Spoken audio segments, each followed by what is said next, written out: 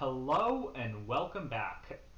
Today, you might have known me from the hit tier list slash video I made regarding the Streets of Battle City box pre-constructed characters review. Now we're just going to go over a quick off-the-cuff review of all the characters. We're going to tier them up because the last set came out like 2-3 weeks ago, and by now the iron is probably cold on speed duels already. The lid has been shut, and we will probably no longer see anyone care about this format for the next foreseeable future. So, while I'm already late, doesn't matter. What matters is I'm Electric Spirit. I play Yu-Gi-Oh! I'm only okay at the game, so try not to be too rude in the comments, but I won't read them anyway. And then we are going to be reviewing the Speed Duel pre-constructed decks as they were made by Konami. And it should be pretty simple. Every deck is represented by the skill that I used in testing, with the exception of two of them which are represented by their ace monsters because they don't have a appropriate skill within the set. Although, okay, so the way it works is that there are 48 different decks. 8 decks were released in the first Speed Duel Battle City box, and they're meant to be played out of the box, hypothetically. People have been known to construct decks before. I've never heard of such a thing. But we'll be playing them as if you are playing them out of the box. And the other thing is that, let's first ask, why are you playing Speed Duel's pre-constructed character? Well, okay, so first things first, I don't think there's another way to play Speed Duels. I've never heard of it. I can't imagine using your creativity to make a deck. But in case you still weren't convinced, it's fun. It's just really fun to pretend to be a character, to get into the role play, and to play with some of the worst cards you've ever read. Speed Duels is a format that highlights certain cards you probably never thought of before. The easy example is Dice Foon. Dice Foon is a card that famously tops whenever someone says they want to build a deck that contains no cards that have ever topped. But there are also a lot of other things like the Sentry, or, God forbid, the Egyptian God cards. They're better here. I mean, if you've been in Master Duel Silver, you'd assume that they were a meta threat in, that format, but I've climbed a little higher than that. Also, what are we going to be tiering these decks on? We're going to be tiering them pretty much on their ability to win against each other. So this isn't a reflection of the deck in like a pure vacuum. This is a reflection of decks within the context of this 48 deck format. And this is going to take the decks out of the box, and this is going to be using skills that were included in the given box. So, and the given characters. So for instance, like, let's say Merrick has this skill, Twisted Personality, really strong skill, but we're not going to be using that because approximately a third of these characters would be improved if you gave them Twisted Personality. Alright, and then what makes a Speed Duel deck good? Outside, if you play Duel Links, it's a very similar early Duel Links, it's a very similar metagame. But what makes a Speed Duel deck good is that it has synergies, that it generates advantage, and it can respond to opponents' plays, and it can make a play either consistently enough that the opponent can't respond to it in time, or make multiple plays that will respond to opponents. And I think that about covers it. You want a deck that summons powerful creatures and then attacks enough to lower the opponent's life point to 0. There will be a few times where I'll mention deck out as a win condition. I don't like it, but some of the slower decks do have means of forcing deck outs, or some of the faster decks run the risk of decking out themselves. So it is a thing to watch on the format. Speed Duel skill cards, in case you weren't aware, they're effects that you can activate any time. As a rule, that means that a deck basically needs to have a really valuable skill to be a top tier. And I'll mention the skills a lot, and there's basically only one or two decks that reasonably could run a separate skill than the one I've shown. And one final note before we go in.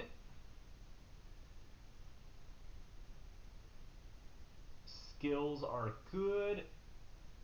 Decks and the given quality of cards are bad, but your opponent's given quality of cards are also bad.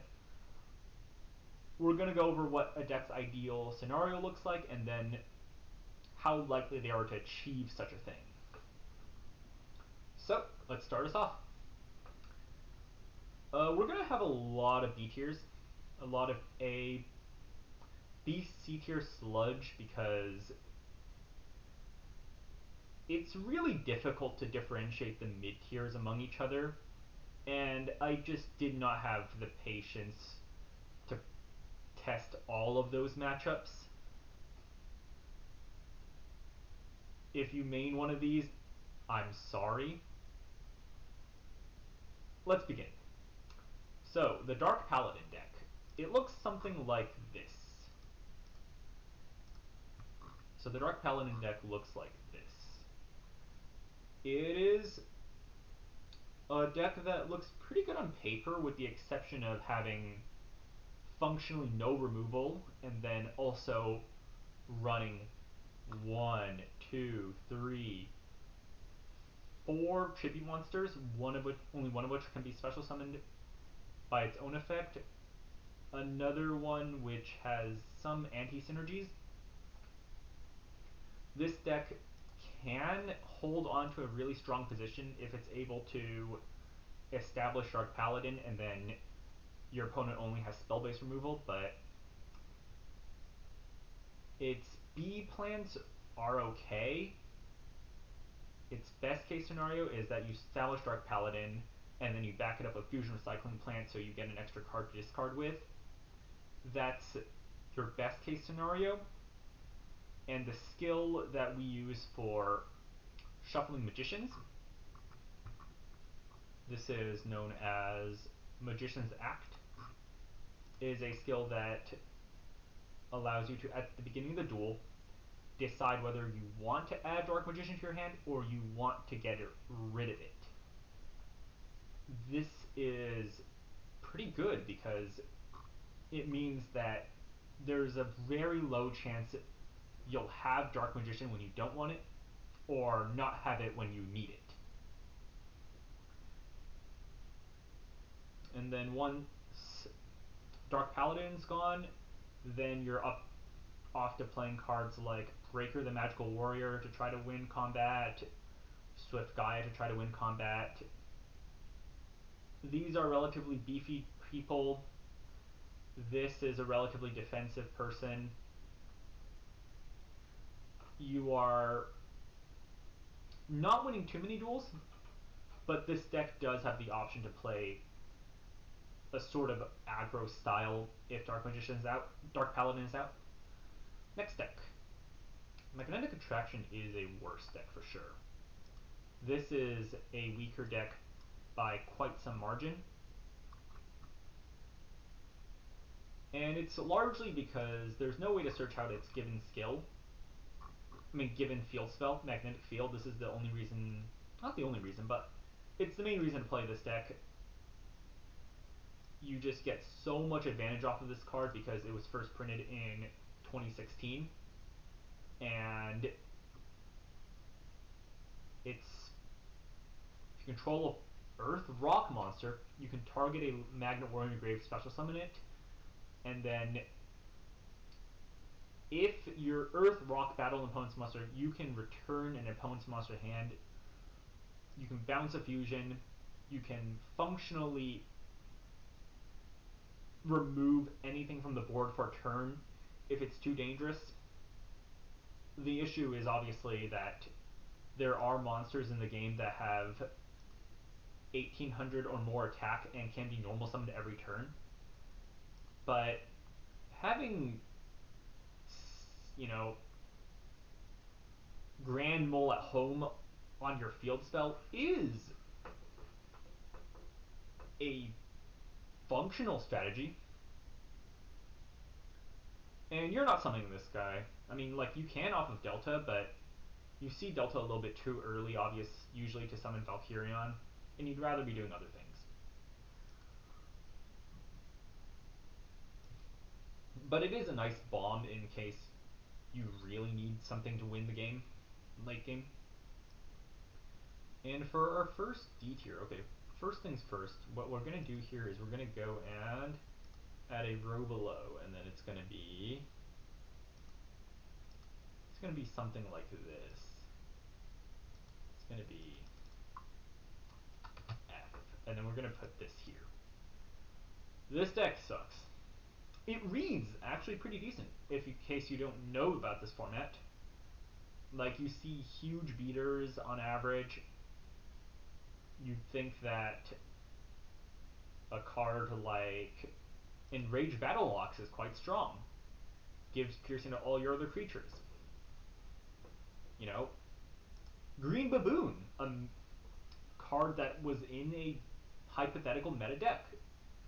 But unfortunately, if you don't draw Horn of the Phantom Beast, you tend to get outpaced very easily.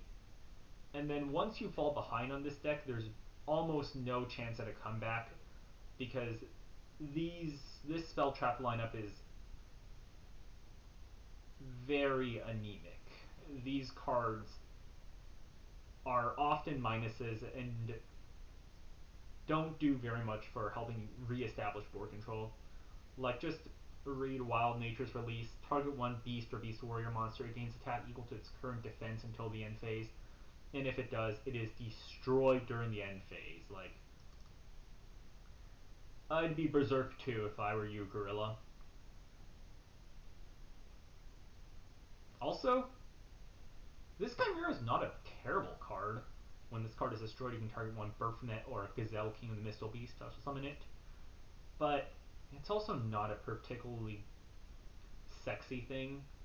And your skill card is being used to enable this instead of a hypothetical stronger strategy. So this deck was tearing up the constructed format.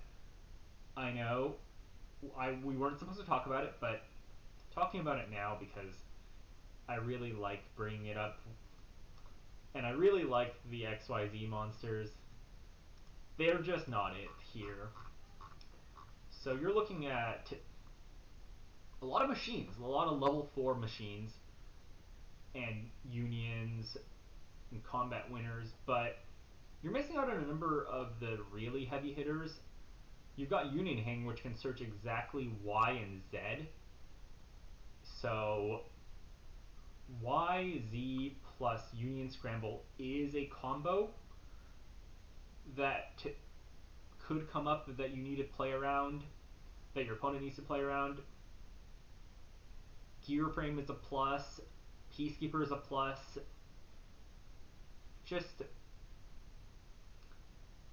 the deck struggles to really hit past a certain attack point threshold, and its support pieces don't really do enough to enable it to beat those. Union Hanger is amazing, and you will win most of the games where you get access to Union Hanger. The problem is that there's no way to get to Union Hanger. So deck setting is really good in a 20 card deck, but the issue in part of having this 20 card deck is that Union Hanger does less if you draw Y Dragon Head or Z Metal Tank before you activate it, and then if you have either of them in your hand, it must equip from deck. And only Z Metal Tank mentions Y Dragon Head as a Union monster, which is applicable for Union Hanger. Solitary Sword of Poison also can solo games, but overall this deck just isn't competitive enough with the rest of the format. Moving on to the Blue Eyes White Dragon deck. This deck is really boring, but sadly boring can work, especially because this deck has an interesting game plan of stopping defense. So it's got cards like Acid Trap Hole, target face down defense position, flip face up, kill it, and final attack orders. And these cards do a good amount in preventing your opponent from walling up, really finding more OP cards in their strategy, while you can just keep hitting them. Soul Exchange is a really powerful card. This is one of the all-stars in the format. I think you know what it does. Target a monster opponent controls this turn. If you tribute a monster, you must tribute that target as if you controlled it. So really, Soul Exchange is a good card. And this deck has a pretty high rate of cards you will see in your hand that do things, which is something that not every deck can claim. The ability to just normal summon a monster and then normal summon another good monster to back it up the next turn is very difficult to come by when a lot of these decks are filled with so much garbage. And then these folk, the Masked Beast, I'd say, are probably the best deck within the Battle City box, the original Battle City box. They're just an all-around fine deck. Your power card play is to activate pre-preparation of rights, and then do the thing in the art where you have Ritual Raven, which tributes as a full cost, to bring out the Masked Beast and using Curse of the Masked Beast. And then you summon this, and you have a 3,200 attack beater that floats into another 3,200 attack beater because of your skill. The skill reads kind of okay. Spell of Mask. If a ritual summon Masked Beast you control is destroyed by an opponent's card effect, you can special summon one Masked Beast Descardius from your hand, deck, or graveyard, ignoring summoning conditions.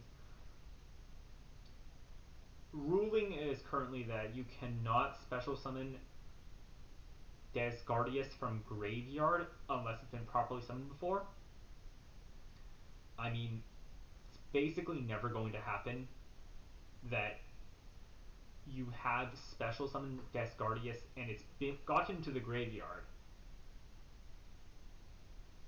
Except on the second condition, where you tribute Desgradius, and then you add the Masked Beast and Curse Masked Beast in order to put these two together and then have the chance to float. So you gotta build up into your combo. Overall, the deck gets by off of having really strong normal summons. Well, really strong is a relative term, obviously. 15, 15, 16, 18, Wall of Illusion, Night Assailant is removal, Widespread Ruin is removal, Bark of Dark Ruler is function removal, and yeah, that's about it for this deck. It's pretty simple, but simple got the job done in the early Speed Duel box. Now moving on to an more interesting deck with a few more axes to play on. Uh,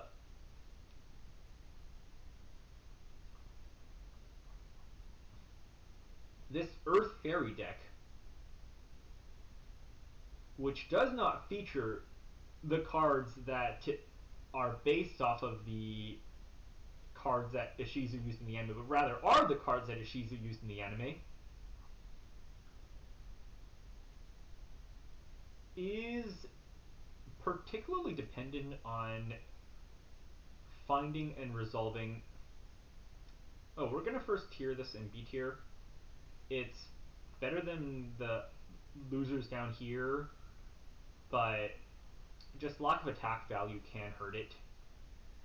It is very highly reliant on resolving Valhalla Fall of Fallen, and then special summoning one of your, count them, 1, 2, 3, 4 tribute monsters. If you summon one of these early, you basically win the duel. You can run over the game. Dimensional Alchemist is a decent tutor that will almost always trigger in this format. Cosmic Cyclone, Nobleman of Crossout, these are good cards. Sometimes Lost Wind is a dead card because your opponent will not special summon. It is what it is. But overall, this deck also has the power play of summoning Kelbeck. Setting Kelbeck, this card was tearing people's hair out even before it got upgraded to the Ancient Vanguard. And not too much else to say about this deck. As always, your ideal win condition is play Valhalla, and then your second ideal win condition is when the thing you summon off Valhalla is destroyed, you activate Rope of Life, you bring it back, and you hope your opponent can't deal with something like Moisture Creature or Guardian Angel Joan twice. Bonds alone is extremely funny for its synergy with Air Knight Parshath. Cannot be normal summoned or special summoned. You can special summon this card in your hand in attack position. If another monster is summoned to your field while you control this monster, destroy this card. Only exists to facilitate a one-turn Air Knight Parshath, but a one-turn Air Knight Parshath can get to a really strong start, or it can just run into a 2k defender wall. This is an interesting deck. And I say this on a kind of a weak term because I don't like this deck very much. It is one of the more skill testing opponent decks to play against. Or, if I don't say skill testing, I mean knowledge checking, matchup fishing, if you will. So, this deck has the Pac-Man sets, Swarm Scarab, Swarm of Locust, and Deslakuta. These are things that will encourage your opponent to attack. On the other hand, they have Melee the Thorns, which is Mene the Thorn, Dark Scorpion Mene the Thorn. If this card inflicts battle damage, most commonly it will inflict battle damage is if your opponent attacks into it, when it has 1800 defense. You can add a Dark Scorpion card from your deck to your hand. So the play is simple. You set Mene, or you set Scarabs, Locust, Lakuta, and then you force your opponent to kind of play a 50-50, and I guess there's Mysterious Guard too, to be extra tricky. And yeah, all of these are hypothetically scary outcomes. Exiled Force can trade very favorably if your opponent has committed the sin of fusion summoning without winning the game. But the issue with this deck is everything just has such terrible stats. And yeah, Dark Scorpion, Gorg the Strong is a tribute monster that has 1800 attack. It's awful. If your opponent knows the matchup, they will play around Exiled Force, they will play around Storm of Scarabs and Locusts and let Deslakuta. They will know that getting Gorg the Strong to the field doesn't matter. They will play around Fiend Mega Cyber to some degree. and then they will have to play around the ace of this deck, Creature Swap. Creature Swap is actually the win condition, because Creature Swap can remove a powerful creature while giving them one of your Pac-Man cards, and that is enough of a tempo swing that it is backbreaking if it does resolve and work out. And then, hypothetically, you can special summon Jinza with Psychic Shockwave. I've never done it, but it is a theoretical play that could be made. And this will negate the trap card on resolution, which is interesting, but it doesn't matter too much.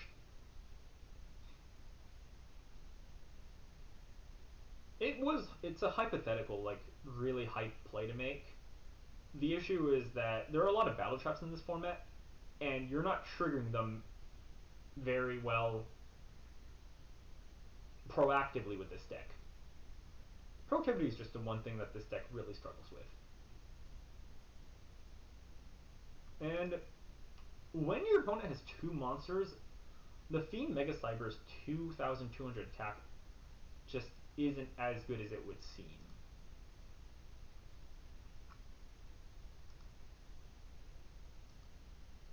Okay, and we're done with this. We're done with the Battle City box. That's the first set they had available. Now we're moving on to the Speed Duel GX Duel Academy box. I think I'll talk more in another video about the changes in style of these decks.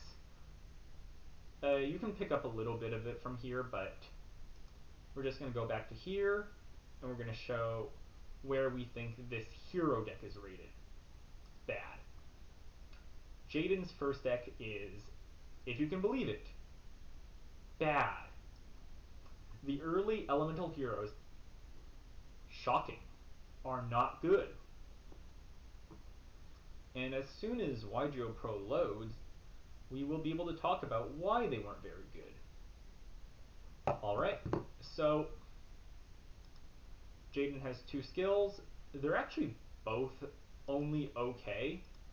Here Goes Something is one that I've seen a bit more success with on the account of it too. Just steal games out of nowhere.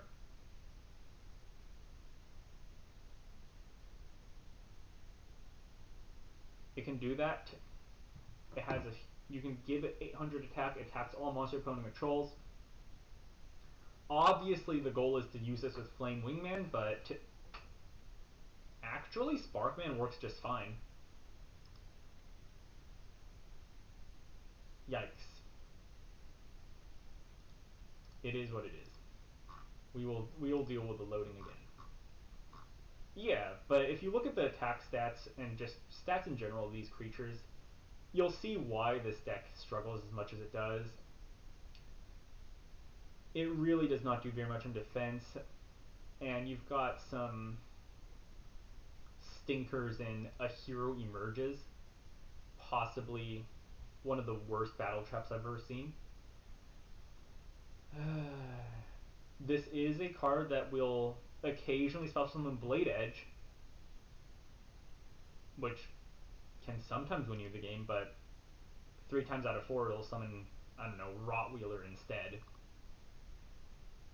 And his initial fusion lineup isn't fantastic.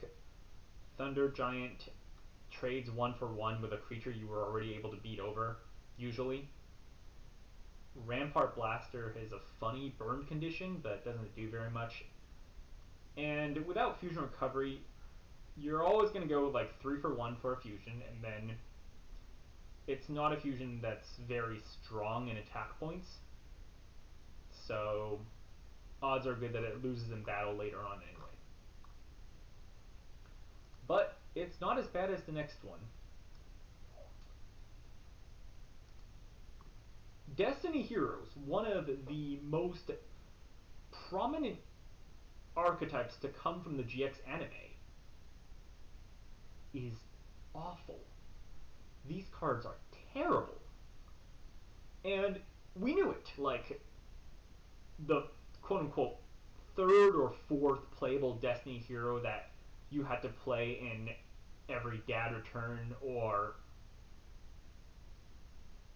teledad format deck was terrible. Because you're sitting on all stars like Plasma. Well, Plasma can come later, but Diamond Dude, Dasher, Malicious, and Disc Commander. Those are kind of your guys. And then the rest of the Destiny heroes, like Fearmonger, are cards that are kind of like the little brother you have to bring to the pool, but they're really crashing the vibe. And they were able to print one from the future, Dark Angel. Dark Angel sucks. Dark Angel really sucks in this format. And it sucks also in a game where your opponent is far more liable to have a monster that can tribute off a monster. So yeah, this deck's pretty much only win condition is special summoning Destiny and Dragoon. This card is insane in this format. It can burn and it can revive itself. And it has a huge attack stat. Almost impossible to get rid of. But the other issue is that because you're playing Destiny Hero, you need to naturally draw into the material, since the only other things you can do are thin your deck, since Destiny Signal can't search a level 8 Destiny hero. And notably, the one card this deck is missing is Destiny Draw. That's the card that I think really put Destiny heroes on the map in real Yu-Gi-Oh! And without it, this deck is ending on normal summon Diamond Dude, pass. And you normal summon Diamond Dude, and then you get the option of excellent spells like D-Spirit. Special summon a Destiny hero from your hand. Over Destiny. Special summon a Destiny hero from your deck whose level is lower than a Destiny hero in your hand graveyard. So, this one's not activatable. This one's not activatable. This one's not activatable. And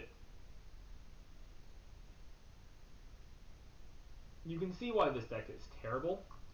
And to go for its skill, the skill that you're going to want to use, because looking into the future is really bad, you cannot activate the spell cards you use as skill. And I actually don't remember what the condition for this is, but you can only look into the top 3. Oh, yeah, okay. So you flip it over just to recognize that it has been used. Really great stuff. Really great stuff. And then powerful group of guys, this is the one that you're going to want to use. Under the exact circumstance where your opponent has 2 monsters and you have 1, because if your opponent has 3, you've already lost it. You can special summon a Destiny hero from your deck, usually using Maui. This can set up for 3 tributes. In the best case scenario, usually it means you summon another chump defender for you to last 1 more turn in the duel. So, in terms of cards that are good, this deck will sneak up there. Not necessarily because its own engine is good, although Ojin Match is a card that was printed for the first time in... Let's go give it up. 2017. This is a card that really does read like it's in 2017. Send an Ojima card from your hand or field to the graveyard. Add to your hand 1 Ojama monster and 1 armed dragon monster. And then you can normal summon one of those monsters. It is a really good card for you to just tribute summon armed dragon level 5 in 1 turn. And then with your skill armed and ready, one thing you can do with armed and ready is that you can send a level 7 whose effect has been negated or something, or can't attack, God forbid, and then special summon a level 5 from the graveyard. So, for instance, you have access to, say, I don't know,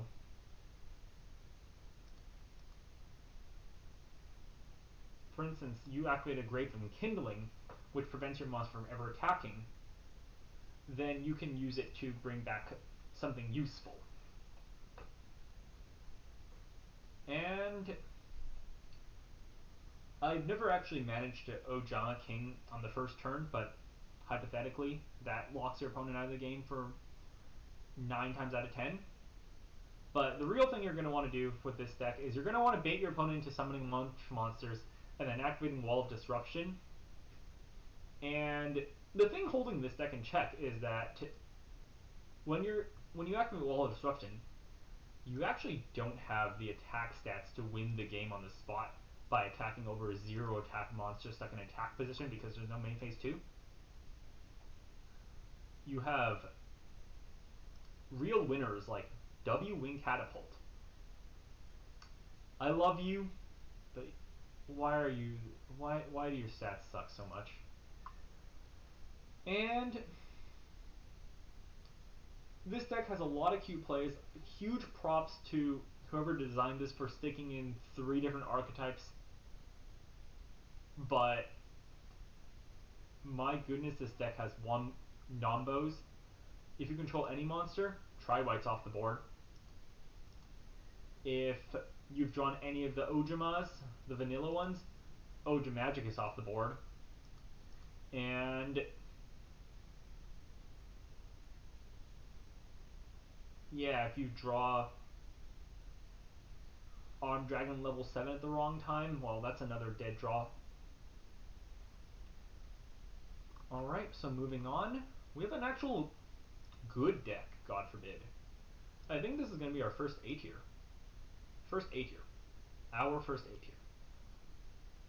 And what is it but pretty generic beats?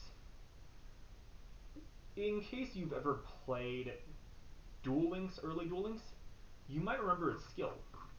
This is an almost exact transplant of the skill in Duel Links where you start the game with Ancient Gear Castle on the field. I believe it is one of the middle patches where you don't start your first turn, it's active, so it doesn't count the normal summoner set your opponent does on their turn. The 300 attack boost, incredibly relevant, and the ability to normal summon Ancient Gear Golem, obviously insane.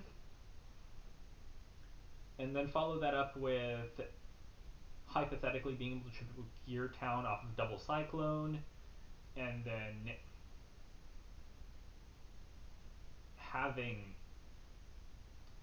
just decent attackers outside of using Castle, where you have Trojan Horse 1600, Mechanical Chaser 1850. The Koichi is not as good as it is in older formats, historical formats of TCG. There just aren't that many under 1400s that you're going to want to run over with it. But it is tribute fodder for something like Gear Engineer or Ancient Gear Beast. And then it's just a relatively no frills beatdown deck. Not a lot of fat. So you're going to be having a lot of cards that you can activate and play and use to create card advantage. And now we're getting to the queen of GX herself. Alexis is the best GX character. Well, she's the best character in this particular format among the Speed Duel GX box characters. And the reason is simple. She has a skill which is able to special summon, fusion summon using material from deck. at the cost of only discarding one card from hand, to summon Cyber Blader. And Cyber Blader is a card that can't be destroyed by battle. It has 2500 attack, and it can't be destroyed by battle under basically any circumstance. And if your opponent has stacked up their board in case they don't know the matchup, this card hits for 5,000. It can win the game in one shot. And then if your opponent has really stacked the board, well, they lose. No, not really, because you do have to actually win the game by attacking them, but it is an extremely powerful effect, and she gets access to it in a number of different ways as well, because she has Warrior Lady of the Wasteland in order to tutor out Blade Skater or Etoy Cyber in order to enable her fusion strategy. And then if the fusion strategy is done with, she has DD Warrior Lady for great trades, Cyber Gymnast for more monster removal, and then the Cyber Angel package. These aren't very good, even although you might remember from Yu-Gi-Oh! Duel Links them being very good, because she just doesn't have a critical mass of them, and she usually needs to tribute 2 cards in order to summon one of them. But with access to Senju and Sonic Bird to search plus give advantage, they can be profitable, and they are objectively decent cards at least.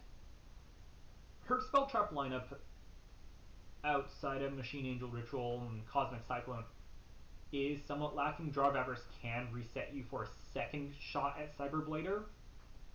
That's kind of crazy.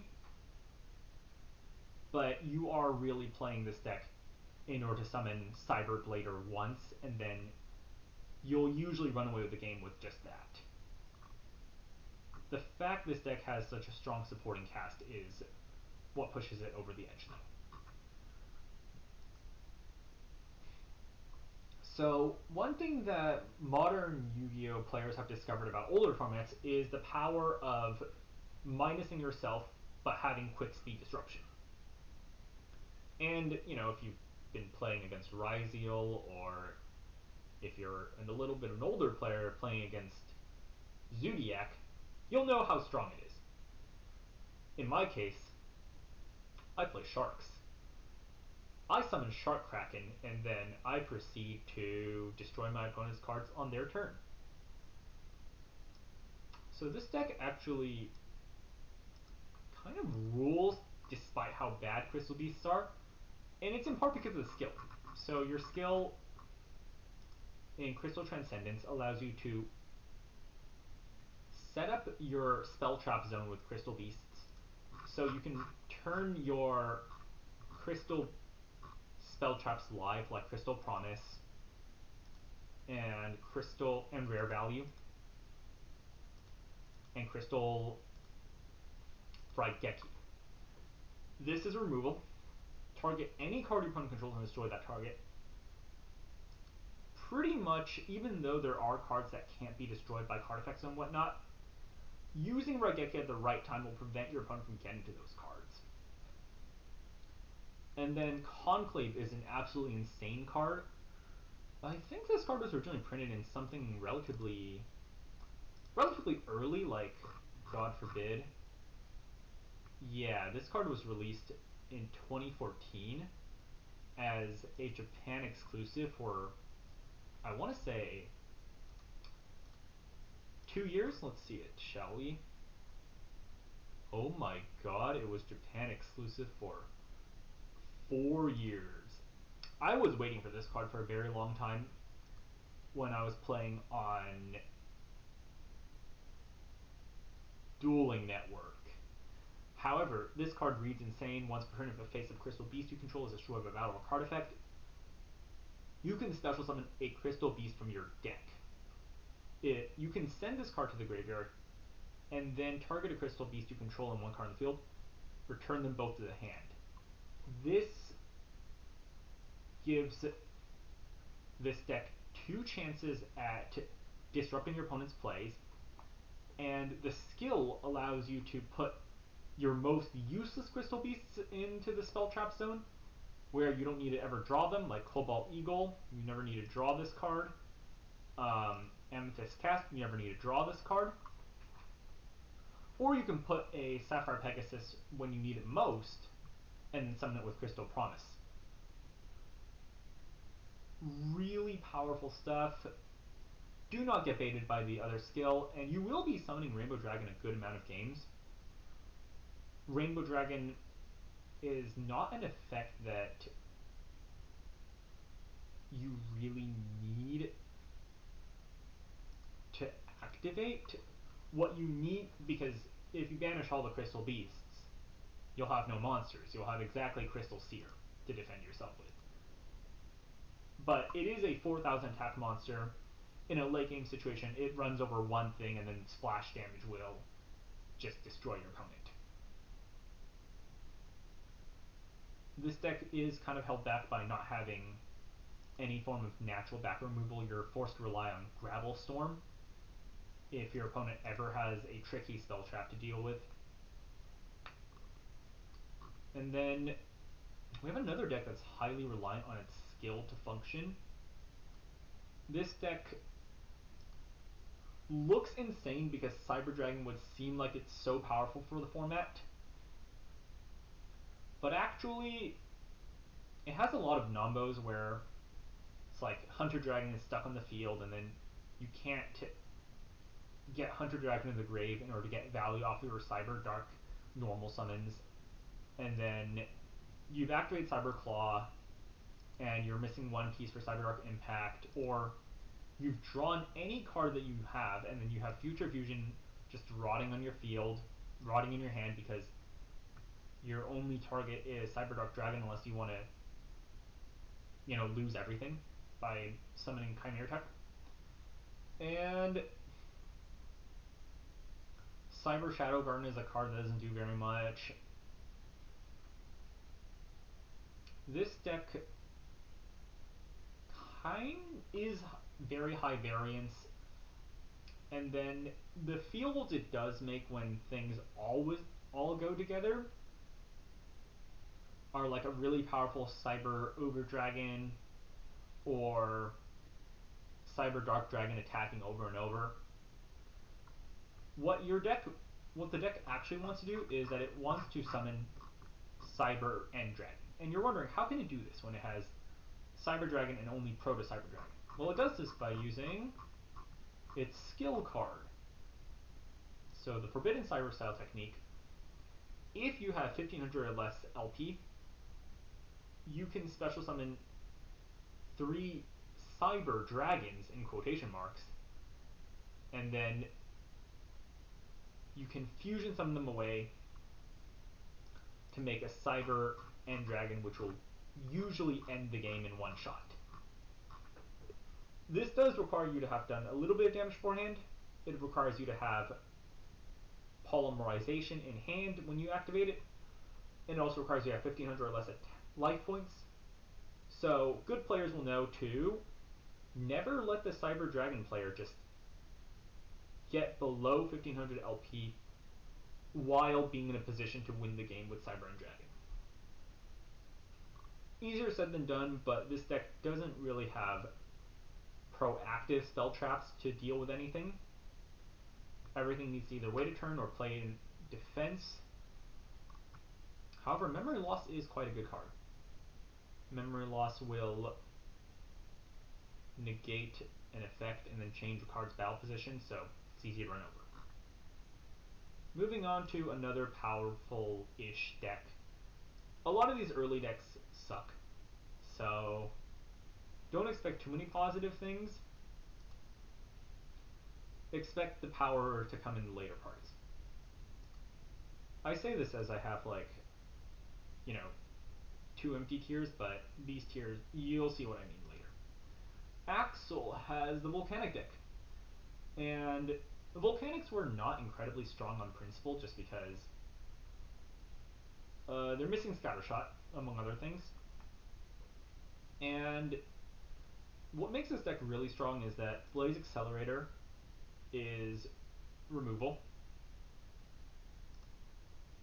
Michizuri is really easy to access removal. And Wildfire is more removal.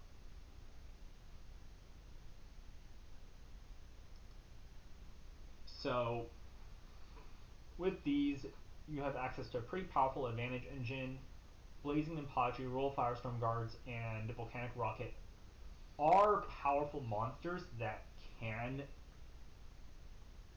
just win games off of attack stats. And then you can summon Doomfire from the deck with the skill, and sometimes win games on all of a sudden. Overall, the way you win is mostly by resolving high impact Michizuri, high impact Wildfire, and then your best case scenario is that you have Volcanic Shell in rotation to send. You only have 2 shells, but that can be backbreaking if it resolves. And overall, this deck, let's go look at the skill. The one that we like to use is Tri-Blaze Accelerator and Volcanic Kalinin. It summons Volcanic Doomfire by attributing a face-up Tri-Blaze Accelerator from the deck.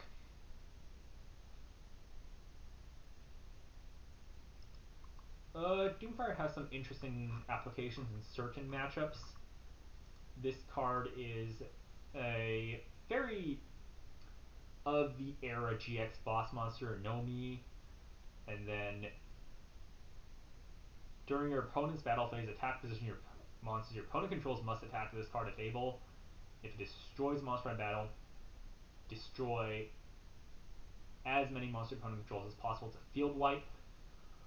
It is not really practical, but being a 3k attack beater that you can summon with relative ease is pretty good looking. So moving on to the next set. What comes after this is the Midterm Paradox. These are 4 decks now. Midterms are kind of a thing in school, allegedly. I wouldn't know. And we have this midterm box flopped horribly. I don't think there was as much as much goodwill for speed duels at this point, but I'll talk about that later. So we start with Jaden's deck, and this is an objective improvement over the previous one, but not by much. Well, it's improved by quite a bit actually compared to the other Jaden deck. It doesn't feel like it because you feel like you're losing the game for most of the game when you play this, and then you wake up and you win because you were able to set up a position where you had Clayman, 2k Defender, backed up by Hero Ring. Monsters your opponent controls cannot attack the equipped monster.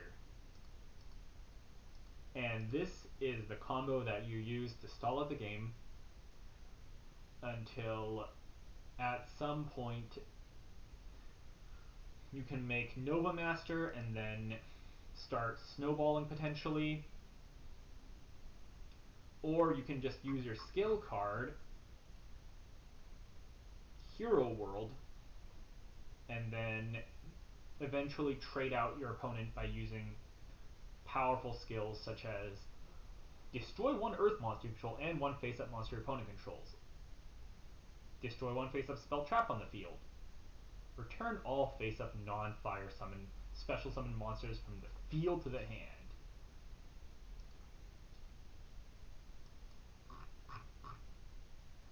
I believe they're all references to effects of the various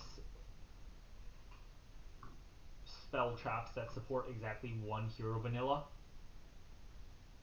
And Yeah, your clay body is built to last in this deck, and that's your primary win condition. Blazeman is a little bit from the future, and it creates card advantage for you to fusion someone without breaking your own back as badly.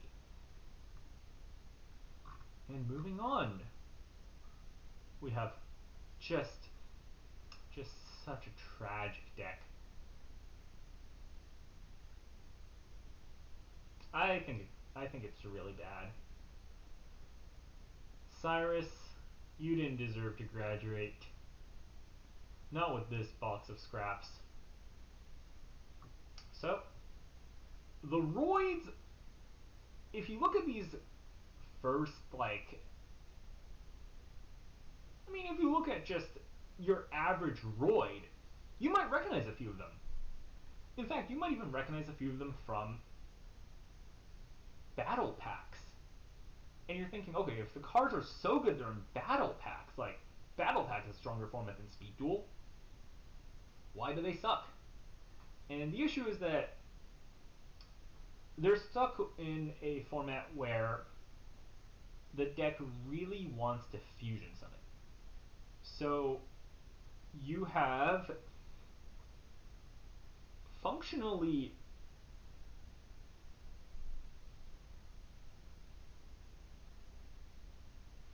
two speller traps that really do anything, and then another two that only exist to support fusions. And you're stuck needing to fusion summon fusion monsters that require 3 materials, and your only real way of cheating out multiple materials to get the card advantage for it is by normal summoning Express Roy, which has this effect. When this card is summoned, you can target 2 Roid monsters in your graveyard, add those targets to the hand. This is a card that, you know, inspired people might have decided they wanted to experiment in speed roids. You might remember from that.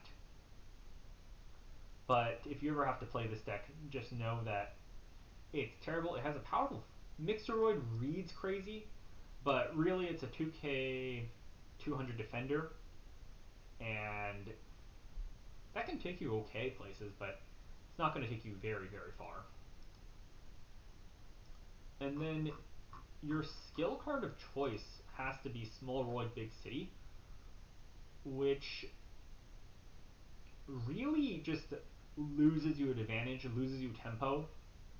These are fine effects. The issue is just they don't do enough to make up for the relative lack of power in the roids. This deck is just tragic. You'll usually be sitting on a hand of so many cards that you just can't play or don't want to play.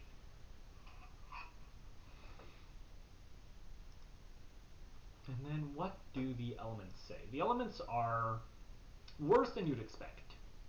Or at least they were worse than I expected. I expected this deck to kind of go okay because it had Hydrogeddon that generates advantage, there's 2 copies of it. And then Duoterion, Water Dragon Cluster.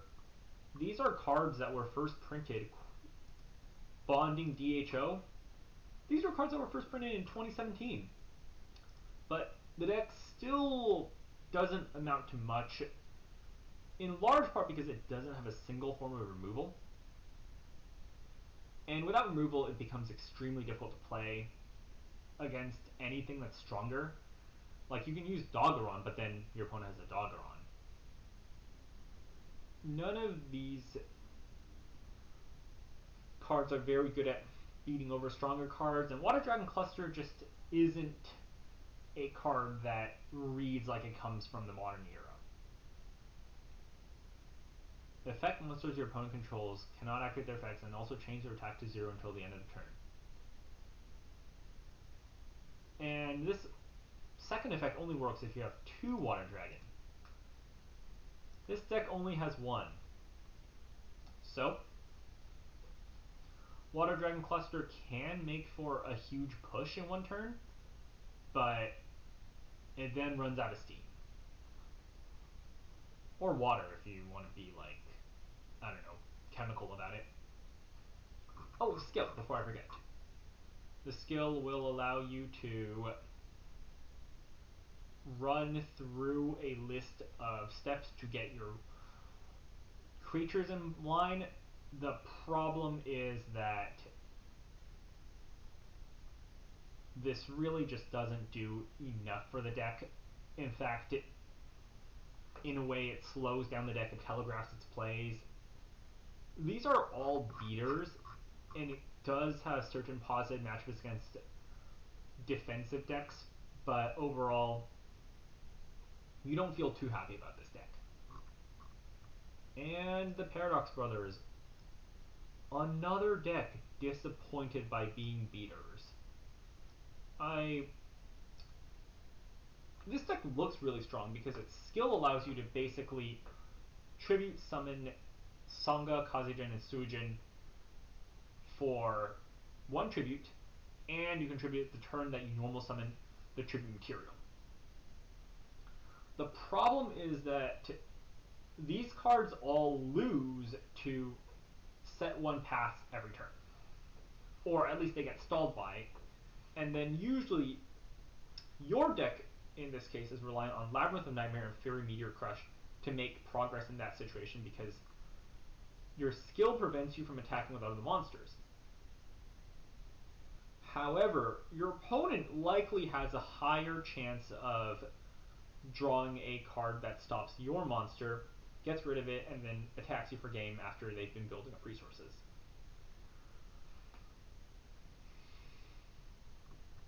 And then Gate Guardian is a dead draw. It's a very funny card. Huge attack stat, level 11. The first level 11 in the game. Good for it. Good for them. And the clowns are funny. They can generate advantage against very passive decks, or one of the ways that you punish passive decks, but overall, even really passive decks tend to have ways to deal with them.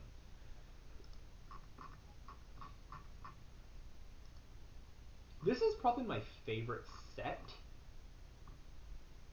even if the decks are all kind of a mid-tier sludge that kind of sticks together in your head. So the Supreme King Jaden uses evil heroes.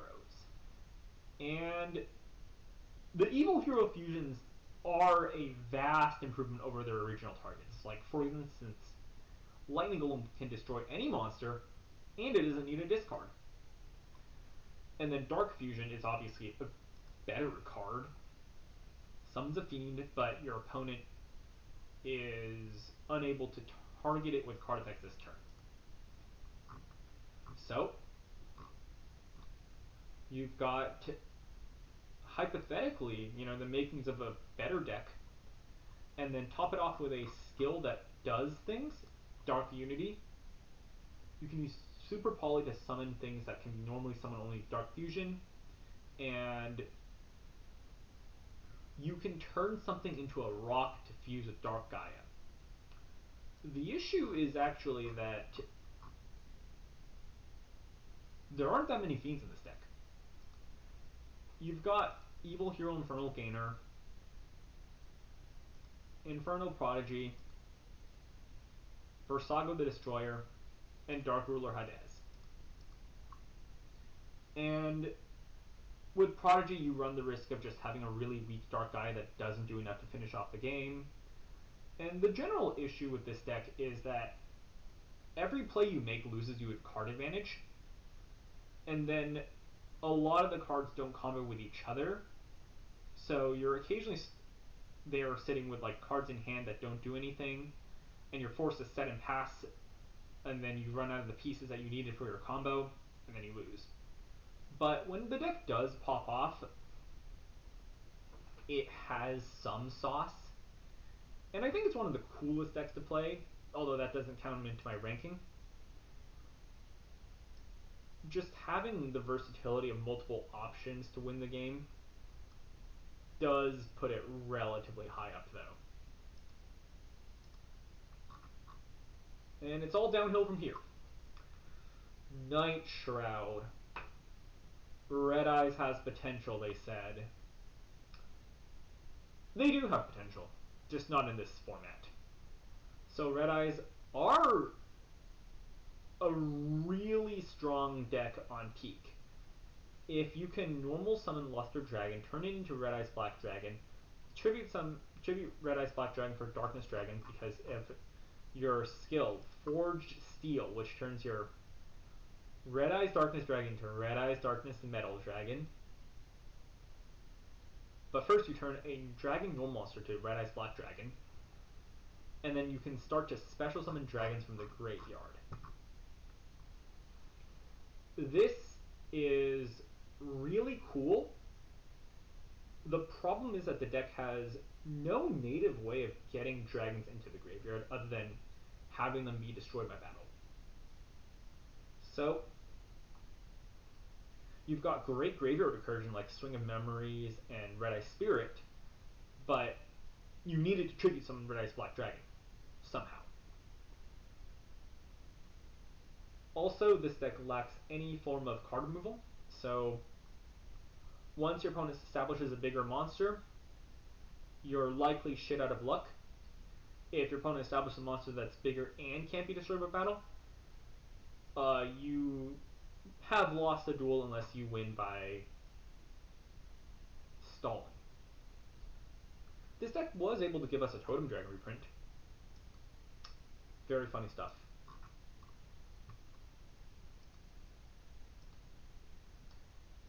So we're gonna put this deck. Oh, it is bad. It is actually really bad. On the other hand, this coming up deck is actually not too bad. I would say that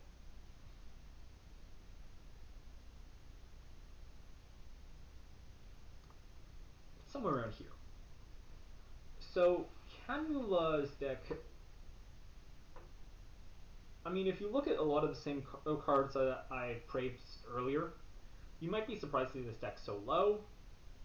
And this actually comes to something I said way earlier, which is you want a deck that has a turn 4 play. Like, you've special summoned a powerful creature one turn, and then what do you do if your opponent sets ones and passes? In this case, this deck struggles in that regard. You've got functionally maybe 3-4 monsters that you can summon after you bring out a vampire. And that means that it's really difficult to put on the pressure on your opponent, and then they have time to draw their outs. Also, this deck peaks at a very low attack value unless you're able to establish Vampire Genesis. But if your opponent knows that you need to establish Vampire Genesis to run over anything with 2500 more attack, they'll save all their move for that. The Forceful Checkpoint is a card that, in case you could believe it, was actually released for the first time in 2016. This was a card that they thought could only exist in the year that Blue Eyes White Dragon won Worlds.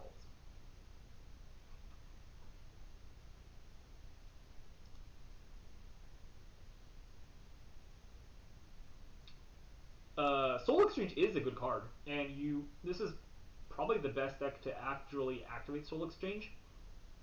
You've got 3/1 tribute monsters to use with it, but the issue is that you have to save Soul Exchange really hard or wait for it really hard because there's almost no other way to get rid of high power opposing monsters.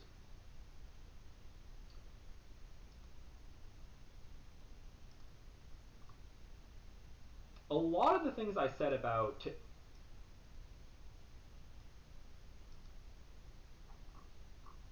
Camula. Oh, also, Camula's skill is one where she can either make Vampire Genesis easier to summon, or she can gain life points after inflicting battle damage.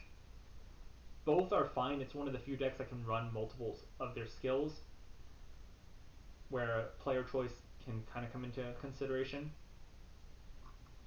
How does Tanya work? Tanya works simply. The Amazonesses are good. Amazoness Queen, This card was released in the 5Ds era. Amazon's monster you control cannot be destroyed by battle.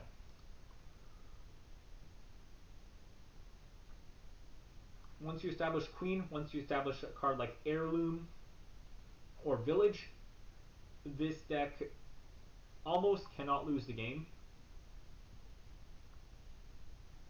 And with a spell trap suite that synergizes with almost the entire deck, it is very difficult to run into really dead cards. Rather, your issues are that your monsters aren't big enough, but usually they are big enough, and you have a spell trap that can make them big enough or help them run over something. And yeah, it's a decently balanced deck. It's a deck that can put a monster on board every turn to keep putting on pressure. It's a deck that can replace its monsters if they're destroyed. And if you have monster advantage, then your opponent has an almost impossible time replacing that advantage because your skill allows you to decrease the attack and defense of a battling monster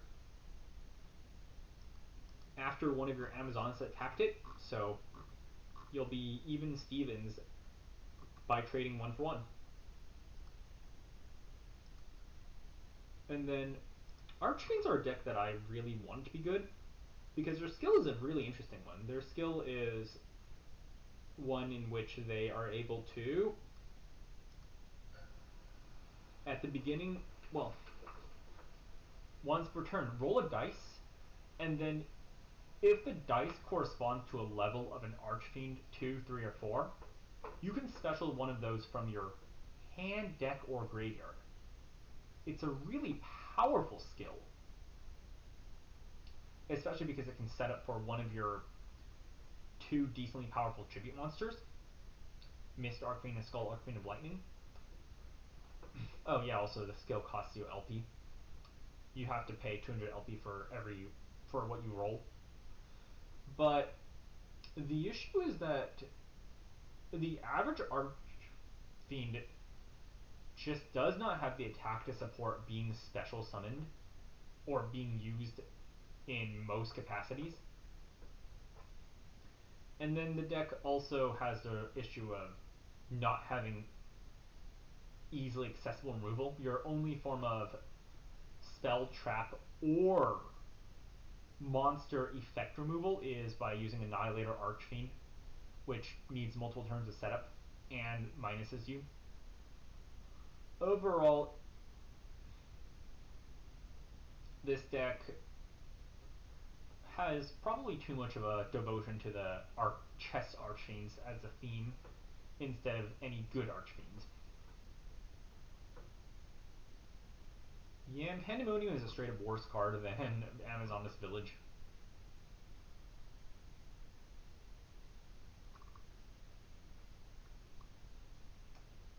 Alright, moving on to a surprisingly decent deck. This deck has, I don't want to say,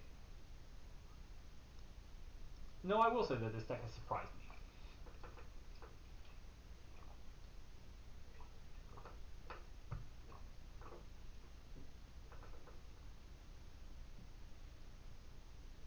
Shadow Rider Aminel, also known as that guy who used to be Professor Banner, or was secretly Professor Banner, or was Professor Banner's secret identity, is a macro deck.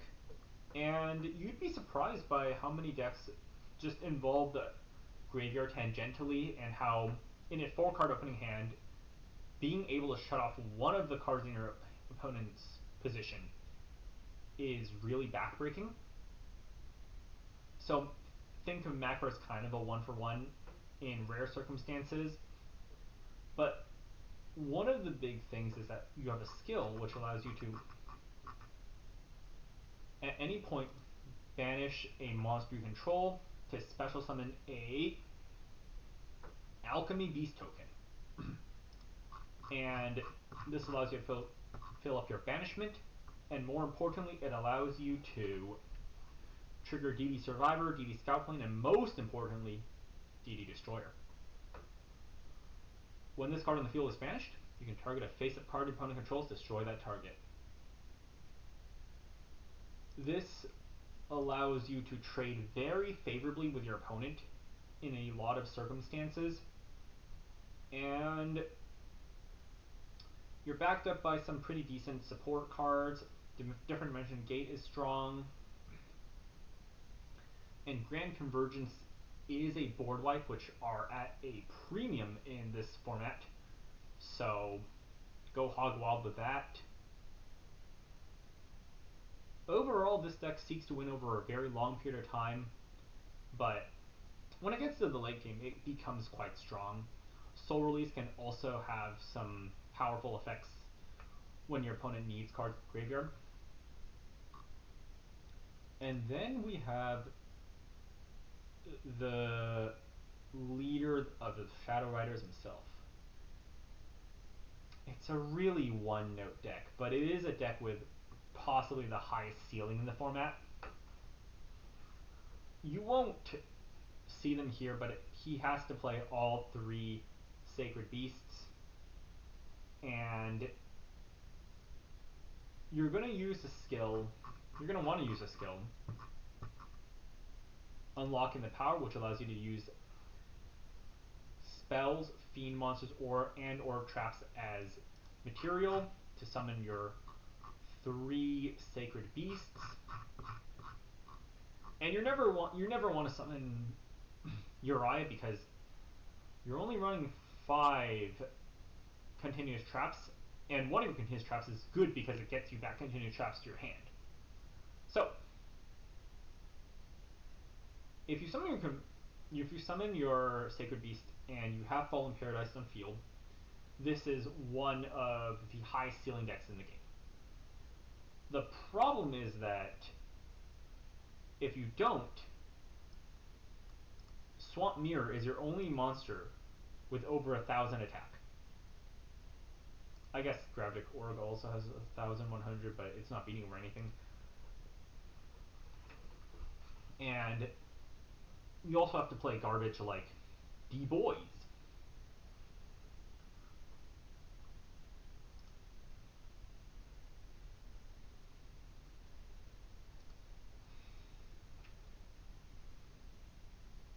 So yeah, this deck costs a lot of LP. You're going to lose LP off of Aegis of Gaia, and you are going to hopefully summon exactly Hamon, back it up with Cerulean Skyfire, and win the game, or you're not going to win at all.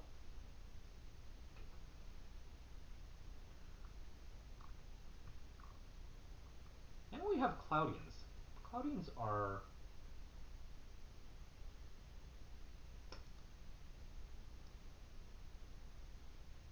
they fall under this, I think, glut of middling strategies. Cloudians have a gimmick where they can't be destroyed at battle, but they can't be placed in defense either. So, with your skill, the deck goes from terrible to slightly functional because your skill allows you to get an extra fog counter every time you gain a fog counter. So with this, a lot of your Cloudian monsters come online immediately, and your other power play is to activate Aerosol, and obviously Aerosol requires you to have a monster on the field, and then also a monster on the field, and a Cloudian in hand to discard. But once you do, the next turn, you get to special summon a 3,000 attack monster from your deck that can't be destroyed by battle. This is potentially backbreaking. The problem is that this deck does have the issue of Fog King, Diamond Dust Cyclone, Smoke Ball, Fog Control, Raging Cloudian, and Rainstorm are all dead cards in 90% of circumstances. Whereas you would really like to have live cards, especially cards with over 1500 attack. Otherwise, you're taking chip damage every turn. But if your opponent's doing too much chip damage, Wall of Disruption is there. This is another card that will just single-handedly win you the game. And Cloudians are better positioned to take advantage of this swing than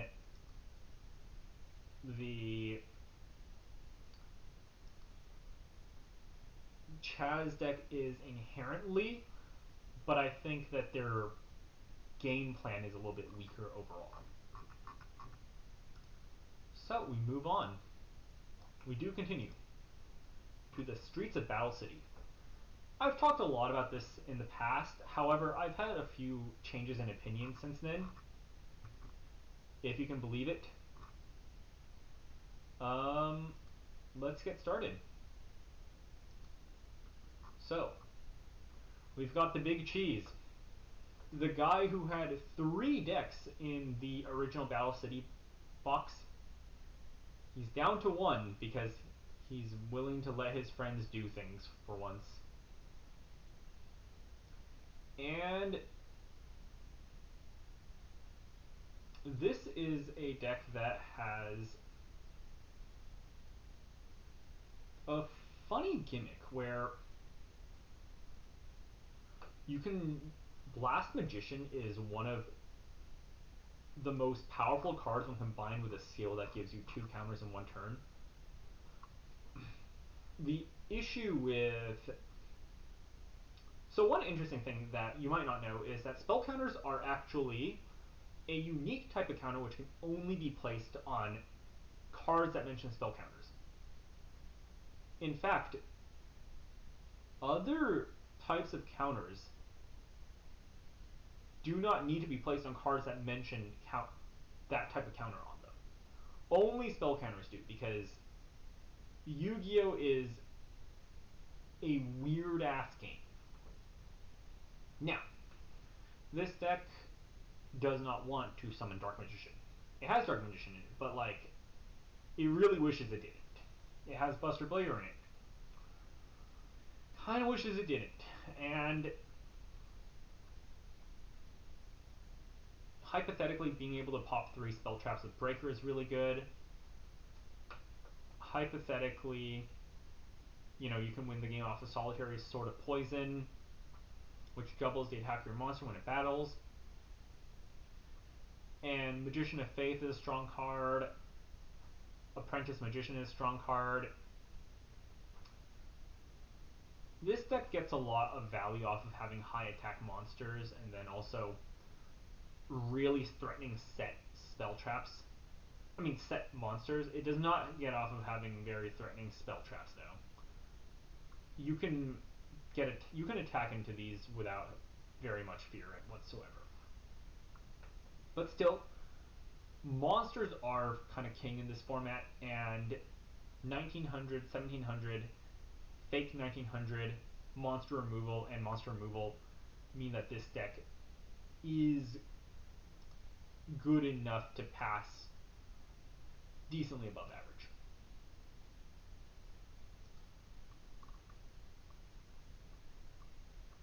Oh, before I forget, let's go over the skill.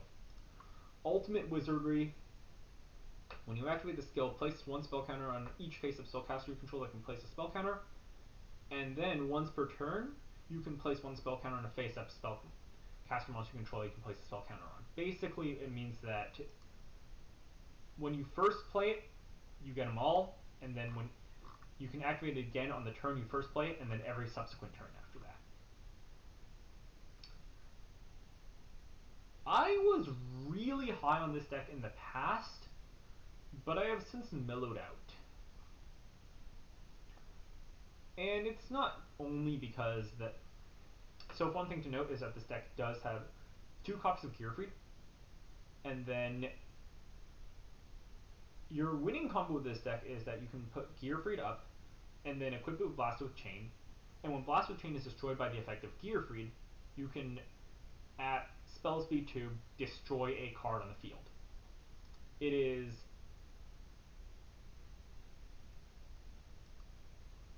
a decently powerful effect. And then also, I guess, like, it can respond off of being blind, popped by MST, or more commonly Dust Tornado. The big thing I mentioned earlier about being able to back up your board with another beater every turn is here. Your skill card allows you to discard a card, special summon a level 5 or lower warrior non-effect fusion monster from your extra deck. So turn 1, you summon Giltia the D-Knight in 1850 that's really difficult to contest. And then turn 2, you summon Flame Swordsman, and you just try to keep up the pressure from there.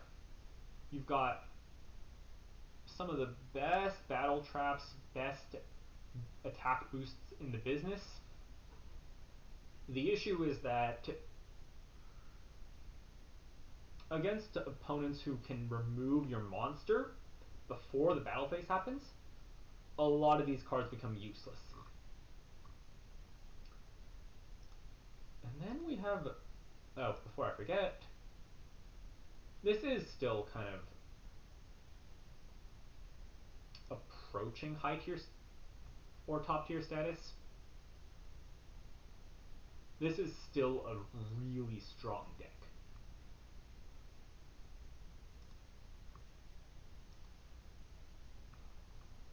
And then we have Mako Tsunami.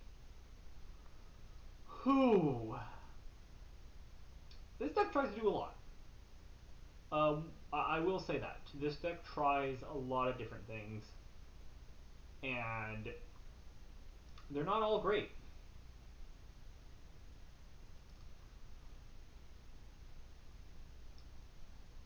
In itself, it has 3 different strategies, one of which is Water Normal Monster Support, one of which is Legendary Fisherman, and then Fortress Whale. You can't profitably summon Fortress Whale ever, which makes that part of the deck really bad, and also the skill doesn't do that much to help you get Fortress Whale. So you're stuck relying on a single copy of Umi and a single copy of Maiden of the Aqua.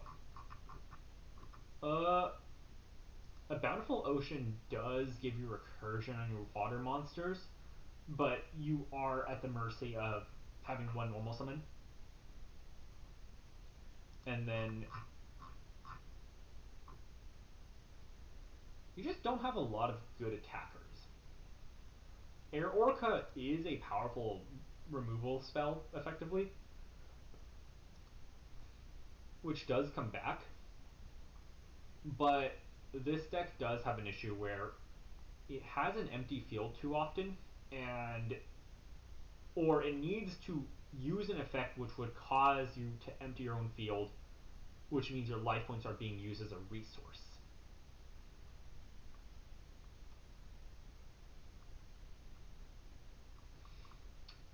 Moving on, we have another S tier. Another absolute banger of an S tier. This is Weeble. And you look at this deck and it's only okay. Like, Widespread Ruin is obviously insane. Insect Barrier plus DNA Surgery is a combo that some decks just don't have an out to. Parasite Paranoid is a card that was printed for the first time in probably 2018? Yeah, 2018. Limited 2, TCG Speed Duel. Quick effect, you can target a face-up monster on the field, equip your target from your hand to that target. Equip monster becomes an insect monster, cannot attack insect monster. Also, its effects that activate by targeting an insect monster are negated. So this can, in response to an effect that targets an insect, equip itself and use it. And then, if it's sent to the graveyard, you can special summon a level 7 or higher insect monster from your hand. So you can summon, God forbid, Metal Armor Bug. But the ultimate power of this deck comes from the skill. And we mentioned before that skills are something you get access to every single duel. You cannot miss your skill. So, during both players' standby phases,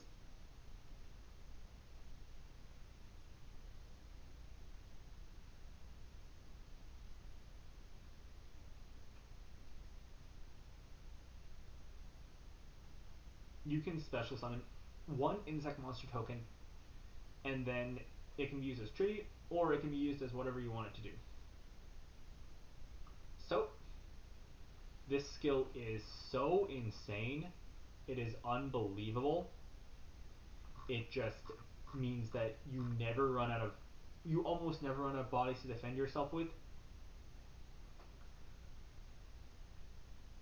And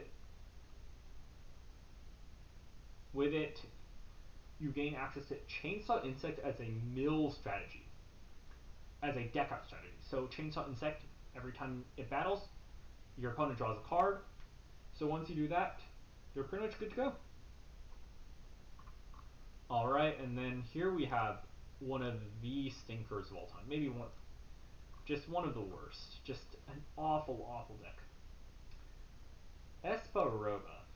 What are we going to do with you? So, if you've watched my previous video, you'll know that this deck's best option for a normal summon that doesn't destroy itself by its own card effect is Golgoyle, a monster that has 1600 defense and 900 attack. That's the best it can offer. Once again, you're really, really hoping that you can get a good creature swap off, because you're not winning the game otherwise. But this deck has even less to do to just prevent creature swap from going off. Prevent your opponent from playing around the creature swap. This deck is so sad to have to play. Like, you've got cards like Gift of the Martyr, but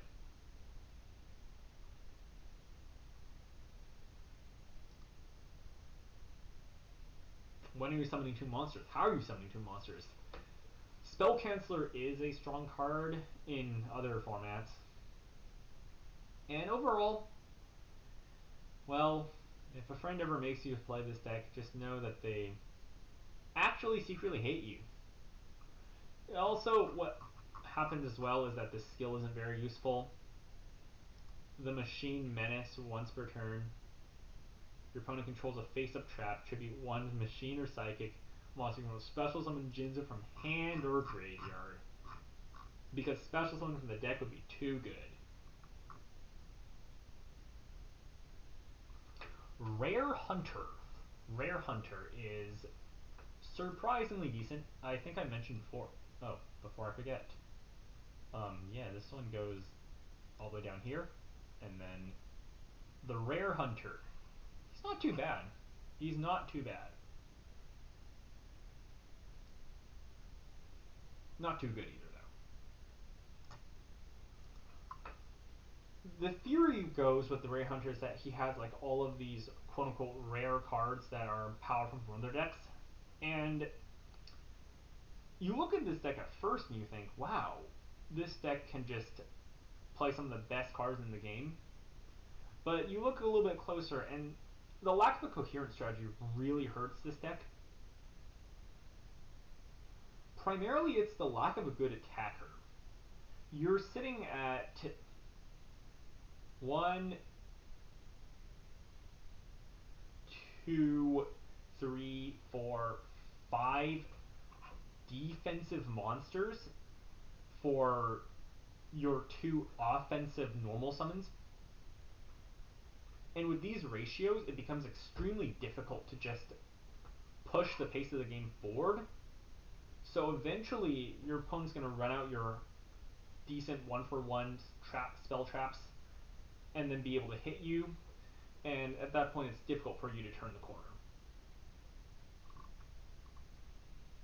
And your skill is what I like to call small world at home. So, Once per duel, if your opponent controls a monster, discard 2 cards with different card types, then add 1 card from your deck with a third type. It is hypothetically good if it weren't for the issue that none of your spells are very proactive. None of your monsters are very proactive. So your opponent just knows what you're searching. It can be good, definitely, where your opponent can't avoid triggering what you're searching, especially the traps, or you think you have a position to set up a Ledger of Ledger Domain, which is effectively a draw 3 in 2 turns from now. But obviously not the strongest strategy. And then also, it has 3 tribute monsters, and then one of which is one you never want to tribute summon, which is Red Eyes Black Dragon. This card is very bad even in the LOB days. And yeah, we're going to go into Arcana. Arcana is a really mid deck. It can go around here-ish, I think. I'd say it's better than that. So, Arcana seeks to summon Dark Magician Arcana, and it's got 2 copies of that. Wait, no, it's got 3 copies of it in the deck. And you've got some decent Dark Magician support. You've got Dark Magic Curtain and Dark Renewal. These cards are good. Dark Renewal does have an issue where it is telegraphed. Your opponent must control a face-up spellcaster to use it. So if your opponent has like Chowlin and you have a stronger monster, then just don't summon another monster. The Seal Master Meisei combos are extremely gimmicky and tend to lose you card advantage when you go for them. But the primary issue of this deck is just it has no real way of coming back once it falls behind. If your opponent can set up a 2000 attack monster, it's really difficult to summon Dark Magician into that, and then it's really difficult for you to... Or if Dark Magician is destroyed, very difficult to keep playing.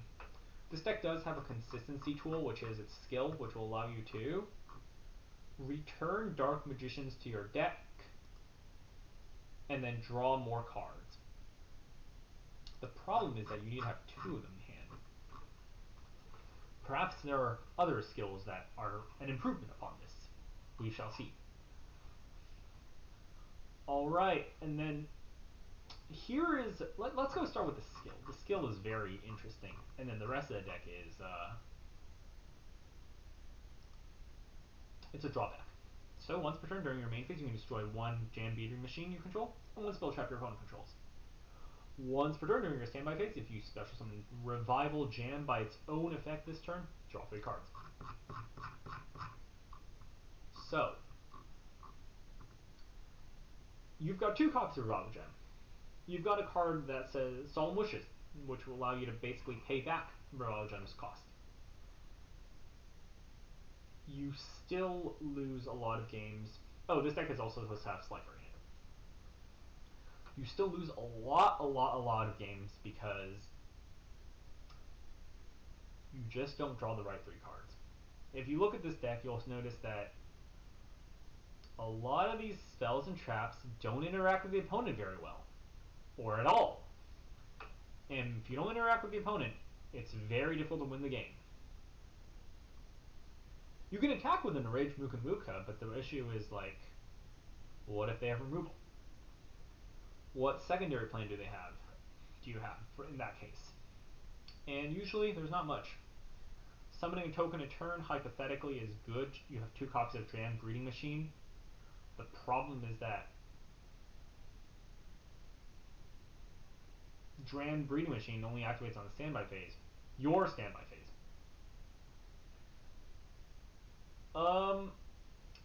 People have cooked, and by cooked I mean the most dominant strategy was using Token Sunday on My Precious Queen tokens in Constructed, but these are two decks that are separated by distance, and as a result,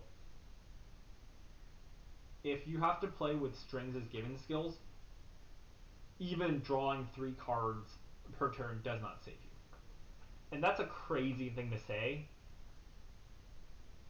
So, knowing that drawing 3 cards a turn doesn't save you can let you know why I am putting this deck so terribly low. Alright, and then now we have some of the more recent Speed Duel products. These are products that didn't exist the last time I talked about Speed Duels, if you can believe it. That's crazy, isn't it?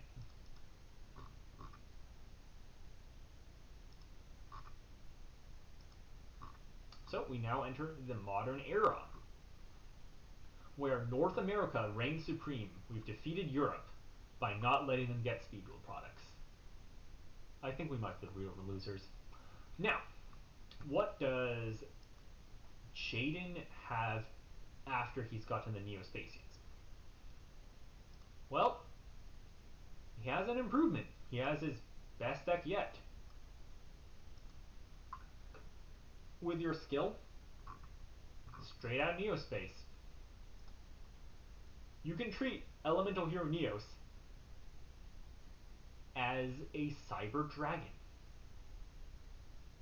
In this format, 400 attack is a huge difference for having a good card in Elemental Hero Neos versus Cyber Dragon, which is only okay. I mean, you also have multiple ways of searching out Elemental Hero Neos. You have Generation Next, EN Shuffle,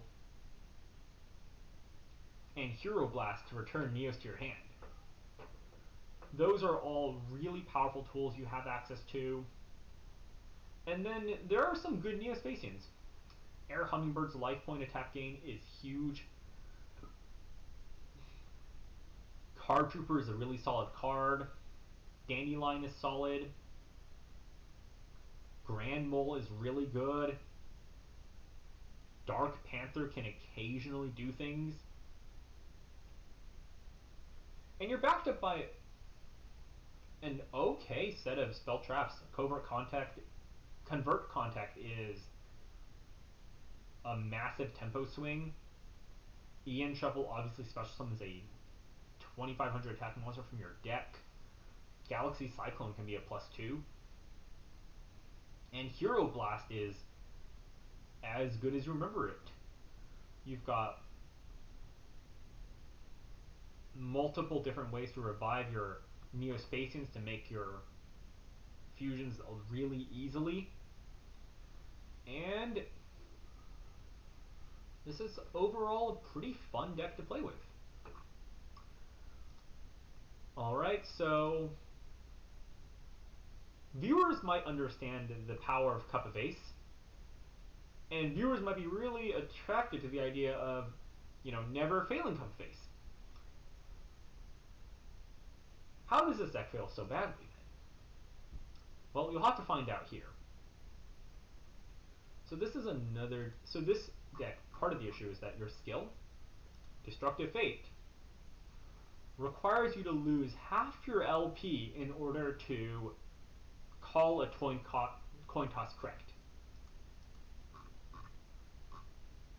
That's a really big cost to have to pay in a deck where your average attack stat, if you can believe it, your average attack stat starts at 1350.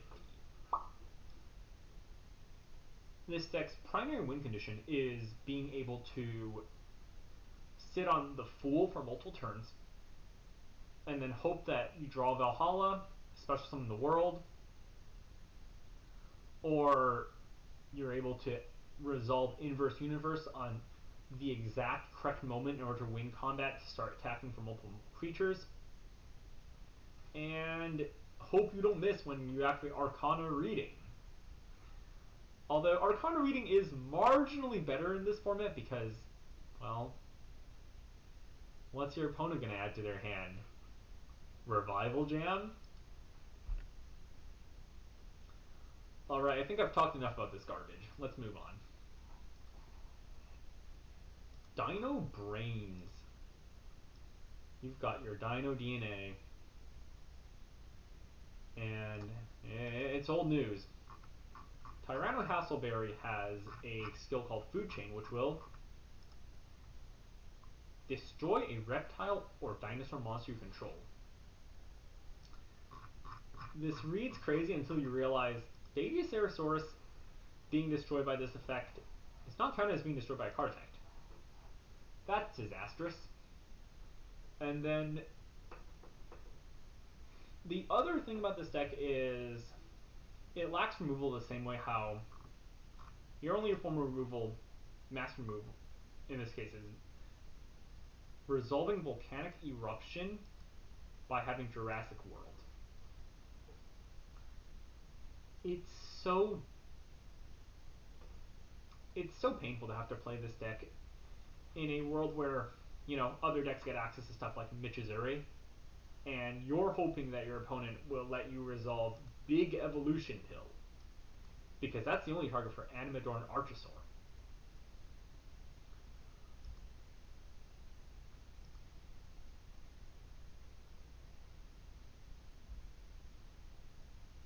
This deck can snowball out of control if you are able to summon Dark Triceratops early, especially with Gilasaurus enabling that.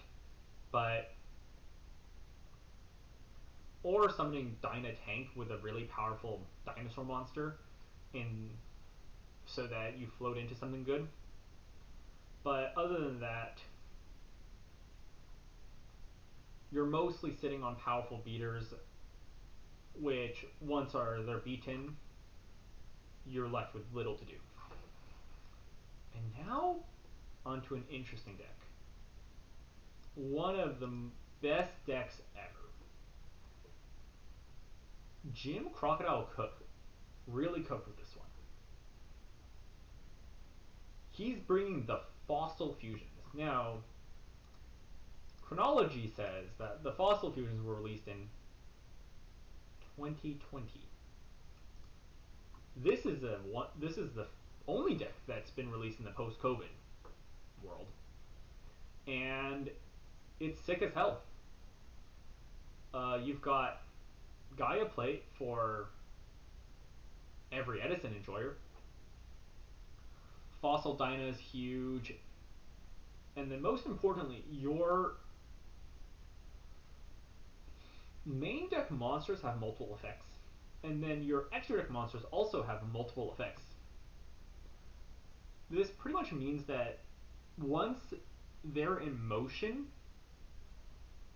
the opponent starts to run out of card advantage if they try to remove them. So your skill Major in Paleontology allows you to place a dig counter, and then a dig counter is basically treated as a chance to activate Fossil Fusion. And then in some scenarios, being able to banish from your opponent's graveyard is actually a huge benefit to you. So you only need to hit one rock in your graveyard. And in order to play around this, your opponent needs to know that they need to avoid getting monsters in their graveyard, need to avoid getting monsters in your graveyard. Obviously difficult to do with cards like Foolish Burial and Flint Cragger sending itself. There is a bit of a thing in Speed Duel where, you know, crashing your own monster is a severe loss in tempo, severe loss in defense, but you're just sitting on such powerful creatures in a lot of cases that you want to get your monsters in the grave no matter what, because these fossil fusions are insane. Fossil Warrior. This is Lackluster Soldier at home. See, it even has an effect where it vanishes and then it gets rid of an opponent's monster on the field. You have Fossil Warrior Skullbone, which will run over opponent's creatures. And then Skullbuggy, you know, he's nothing to write home about, but then Elgios does require your opponent to have somehow gotten a level 7 or higher monster in their graveyard without having won the duel already. And then the other issue is that, well, it doesn't have a graveyard effect, so it can't replace itself. Still, it is a game shot if it goes through on almost every circumstance because of its doubled attack. This is some of the most damage you can do in one turn, and as a result, you're happy to see it go off when you can get it off. This deck is also backed up by an array of spell traps that's really powerful. If you're looking at the ban list as of right now, December 26th, you'll notice that, in fact, Jim's deck is not a legal deck you can play in Modern's, you know,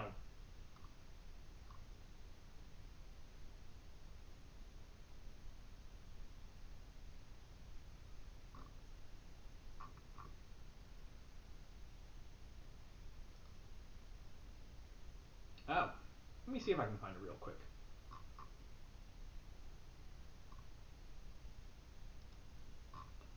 Here it is. I mean, obviously, aside from the My Precious Queen being forbidden in its entirety, this deck is also not a legal deck because you've got Fossil Warrior Skull Knight and MST in the same deck, and they're both limited. So that means that you can, even if you wanted to, you could not take this deck to a tournament without making modifications to it. And that's crazy to think about. And then you've also got, you're maxed out on your semi-limiteds, and then, well, you know, these are whatever. Sakuretsu Armor, Mystical Space Typhoon, Foolish Burial. That's an all-star lineup. You've seen it in GOAT. You've seen it in, probably not Edison, but you've seen these cards together before. And yeah, that's going to be it for the midterm decks. Now moving on to the last set for Speed Duels, and they went out with a swing. They went out crazy. These decks are all going to be on the upper half.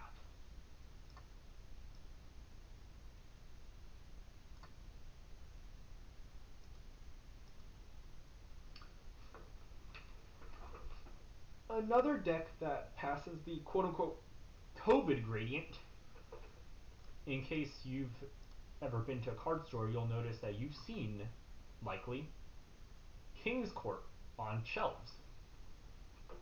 This set sold like ass. And yeah,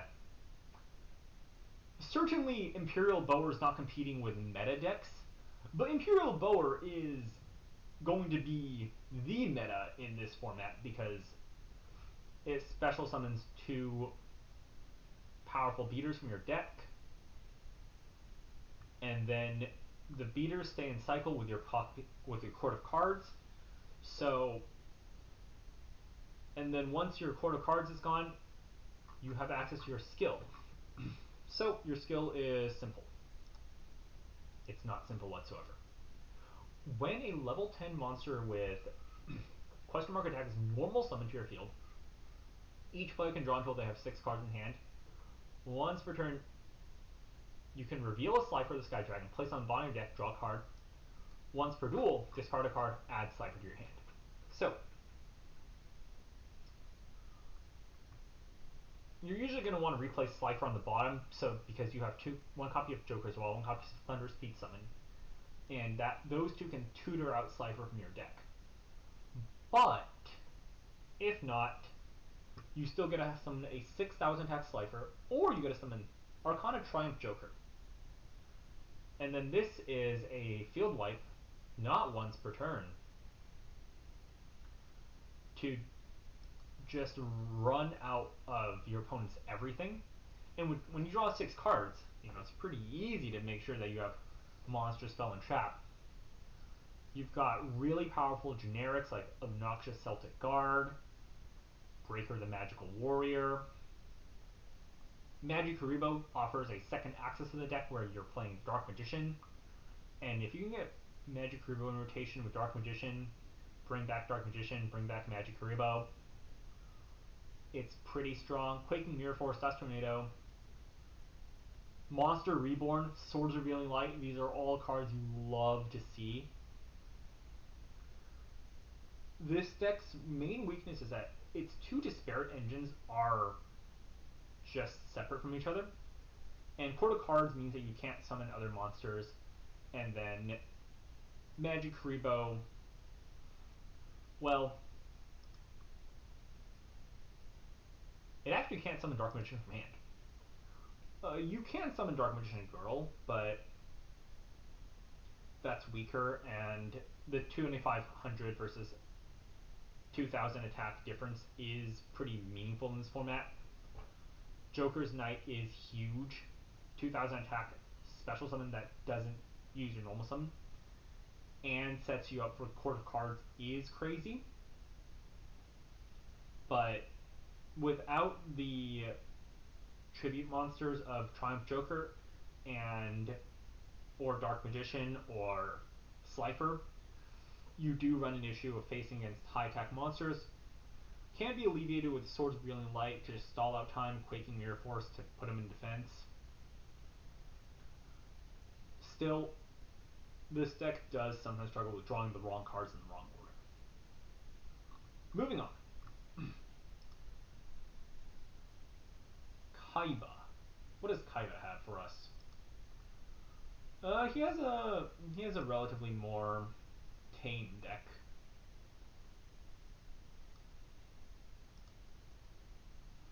So, Kaiba's bringing a combo of his 2 Battle City 1 decks. The problem is that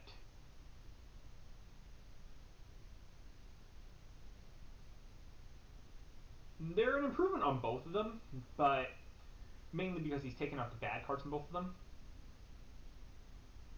Instead, you've got, none of the 1200 attack light machine. Instead, you've got X, Y, and Z. You've got 2 copies of Blue Eyes White Dragon. Wait, no, you have 3 copies of Blue Eyes White Dragon. You have the King of D to enable Dragon Revival Rhapsody, and you've got Obelisk the Tormentor and Flute of Summoning Dragon. So you can summon Blue Eyes from hand, and then if your Blue Eyes get in the grave with trade-in, you can revive them. The problem is that this deck is worse at the Union mechanic because you go Union Hanger, you send Y, you normal Y, you special summon Z, and then you don't have access to YZ in your extra deck this time. This is an intended mechanic to limit the power in that regard. The one huge difference in this deck is as Enemy Controller. Enemy Controller's ability to end games out of nowhere is practically unrivaled. The only weakness is just that this deck doesn't have all that many normal summons to instantly capitalize and then snap end the game with Enemy Controller. But overall, this deck is not sitting on too many cards that you don't want to see ever. And then it's just hitting on most cylinders, if not all of them. Your skill is a bit of a hindrance, though. Executive Privilege requires you to... obviously, your Obelisk can attack all monster your opponent controls. Okay, that's cool. It can win the game sometimes, but usually it's not really relevant because Executive Privilege does nothing to help you summon Obelisk.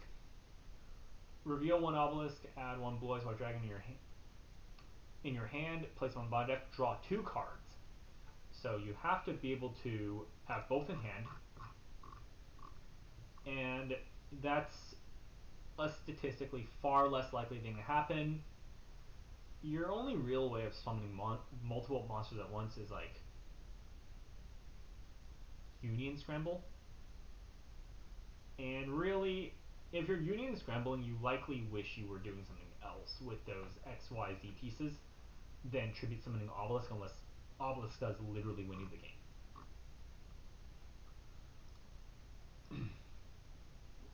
Moving on to another S tier. We've got one of the few S tiers left. We have Joey. So, what does Joey have? Joey has a better skill than Seto and Yugi. He has a skill where he can reveal one of Gilbert Lightning, Jinzo. Well, the other two aren't in his deck, but they were like cards he won in the anime to draw a card. So functionally, this is being treated as the extra deck, but he has an extra deck of 2 cards, and the other ones have an extra deck of 1. And all warrior monsters gain 100 attack for each warrior he controls. And then you can search Guilford and then gain an additional tribute zone. This is something that the other one does not have access to. So, why is Joey good? It's because his monster lineup is pretty strong. And then look at the spell trap lineup. Every single one of these are cards you want to see. They're cards that require monsters. They're all almost all require monsters you control, but they are cards that do advance a game state or do prevent your opponent from playing the game. Sol and Luna is a hidden MVP. This card is Book of Moon.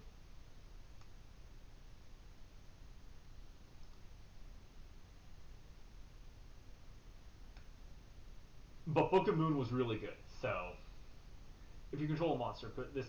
And yeah, it can occasionally do some funny things with Invader of the Throne or something, but overall, decent deck. These Trap Hole of Spikes, Floodgate Trap Hole, and Fairy Box are all back-breaking. If they resolve, Fairy Box obviously needs a coin flip, but you know, you weren't coin flipping on the Sartorius deck, you want to coin flip on this one. And then, yeah, super high average attack stat on these warriors because of the skill. Valkyria Knight hits 2,000 on a normal summon. That's crazy. And now we have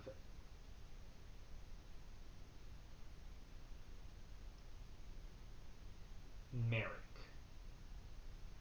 This is probably the worst of your pre-constructed speed duel last speed set for this format, even though it has some crazy cards. It has Monster Reborn.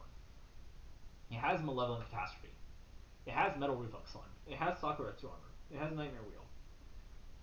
The problem is that all of this is in service of summoning the Egyptian god Ra, and Ra is terrible. So, what does this deck do? Well, kind of sits and waits until it summons Ra. The problem is that you really wish you could be doing better things than sitting and waiting to summon Ra. Like, you only have so many life points to pay, and your only way of gaining life points is Granadora. And if you do Granadora wrong, you lose a bunch of life points. Lakunga is a card you really wish you want to see in the exact correct order where you've already played Revival Jam, Reactor Slime, and Lord Poison. Lord Poison's only target is Lakunga. And yeah, what does a skill do? The skill is not that great. It lets your monsters give attack to Ra, but the issue is that the easiest way to summon Ra is by using Reactor Slime, which gives only 1500 attack and defense. And then the good news about this skill is that it does function as a 3-card deck spinner, so you can dump Immortal Phoenix. This is one of the issues. Immortal Phoenix usually is a card that once it's in the grave, you don't have much hope of getting it out.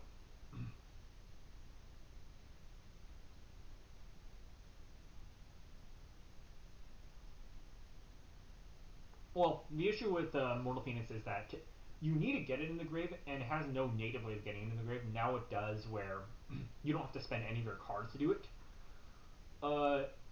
If your opponent doesn't have 3 monsters, you can return Winged Dragon Raw Sphere Mode to your deck, and then you can search any of the Winged Dragon Raws that you want, so if you need Sphere Mode for whatever reason, you have it. So your opponent has to play around that, but honestly, with relatively low attack stats to worry about, it's not too difficult to just always play 2 monsters and then wait. Reflex Slime is a really powerful stall tool, but it just doesn't stall for enough time, I think, for the deck to be justifying its cost. And then we have an interesting one. Bakura doesn't look as strong as Merrick, but if you play this deck, you'll realize that your goal is actually to have an 18-card deck where you just play the best of Fiends in the world. You just play really good Fiends that hit for a lot, give you a lot of advantage, and then you close out games with Zone with the Spirit. This card is insane. Special Summon itself as a effect monster, and then if it's destroyed, your opponent takes battle damage equal to the attack of the monster that destroys it. They need to have an 18 or higher. This means you're only responsible for dealing like what, 2100 to their life, and then also you have 4 less cards because you're going to be playing your skill card. Your skill allows you to, while Dark Necrophere is on the field, you can return Destiny board pieces to your bottom of your deck and draw extra cards.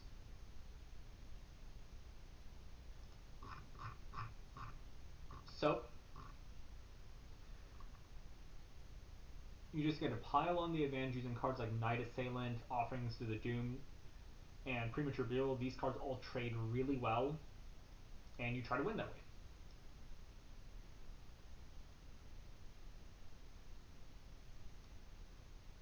Alright, and then we have, hopefully, our 2 queens of the game. So I think this is the best deck. I think this is the best deck you can be playing. Ishizu Ishtar has an insane skill. This skill is, for the runic cost, you can look at the top 2 cards of your deck, add one to your hand, and then send the other to the graveyard. That means that the useless cards, you can pitch them, and the useful cards, you get insane value. Resolving Exchange of the Spirit is almost impossible in this point, just because you have, well, only 21 cards in deck, and you somehow need to get 15 of those in the grave, while your opponent has to be somehow in 0 cards, so it's really impossible to do that. What you actually want to do is you actually want to be able to search out Cataclysmic Crusted Calcifida. It's a 2600 beater that summons off of your Earth monster being destroyed by battle or card effect. You've got a lot of Earths. You've got a lot of Earth monsters, and it's searchable off of Gravekeeper's Trap. Gravekeeper's Trap allows you to discard a card, add a Gravekeeper or Fairy, Earth Fairy from your deck to your hand, and then it gives you perfect hand knowledge for the rest of the duel once activated. And then, because these decks are all relatively anemic, you can, if you have good meta knowledge, you can just call out the one card that answers your board, and then if they draw it, they don't have it. That's insane. That's amazing. And then if not, well, you know what's in their hand, and you can play around it. After this, you have access to Necro Valley. Necro Valley is a 500 boost to all your Gravekeepers, and you're only playing 5. This deck would be too powerful if you had more Gravekeepers, but you're playing 4 of the best Gravekeepers ever printed, and then you've got Oracle. Commandant is still played to this day. Spy has a 2k defense, and vanilla 2k defenders are good in this format. A 2k defender that tutors a monster is insane. Descendant destroys any card on the field. And you've got Rite of Spirit to further your advantage engine. If you really want more hand knowledge, Drag Down in the Grave is in your deck. You don't really have great ways of emptying your hand or modulating it in like a bunch of later in the super early turns, so Drag Down doesn't get too much value, but it is an option. If you need it, it is one more draw into your deck to potentially look for an answer to something. And then you have Medora the Sword Oracle, which searches out Gravekeeper's Trap. So this deck's ideal circumstance looks like Gravekeeper's Trap, search Calcifida, have Necro Valley on field, have Commandant, have Calcifida in your back pocket if you need it, Commandant try to beat down with Necro Valley up. And Necro Valley is a card that will stop a lot of these Monster Reborns flying around, the Premature Burials. It stops Jim's whole skill dead in its track, Jim's whole gimmick. He's got 2 win conditions, and both of them are stopped by Necro Valley. This is an absolutely top-of-the-line deck. Your only issue is that you have to play cards like Kelto. Your only weakness is you have to play cards like Kelto. The previous deck, Aeronite Parshath was one of the best cards. The previous Ishizu deck. This one, Aeronite Parshath is one of the worst, and that's crazy to think about. Also, we got a Guido. Alright, and then now for a bit of a glass of cold water after the previous thing.